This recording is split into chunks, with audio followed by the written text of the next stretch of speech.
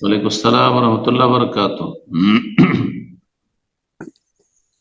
শেখ জি, বিয়ের কোথা থেকে বলেন, নাম কোথা থেকে? চাঁপাইনবাবগঞ্জ চাঁপাইনবাবগঞ্জ বাংলাদেশ থেকে বলতেছি। মাশাআল্লাহ, বলেন।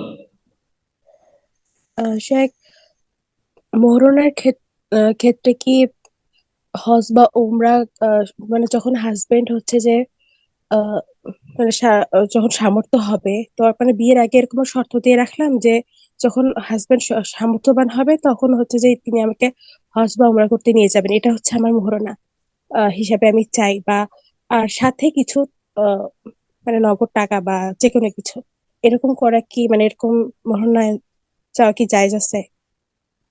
জায়েজ আছে, কোনো অসুবিধা নেই। বিয়ের আগে যদি শর্ত করে, আল মুসলিমুনা আলা শুরুতিহিম, সহিহ বুখারীতে রয়েছে নবী সাল্লাল্লাহু আলাইহি ওয়াসাল্লামের হাদিস, মুসলিমরা নিজের শর্তের ওপর অটল থাকবে যদি শর্ত হারাম না হয়। হ্যাঁ, হালালকে হারাম না করা হয় বা হারামকে হালাল না করা হয়। বৈধ শর্ত, যে কোনো শর্ত স্বামী লাগাতে পারে স্ত্রীর ওপর, বা মেয়ের পরিবার উপর, আর স্ত্রী লাগাতে পারে স্বামীর উপর।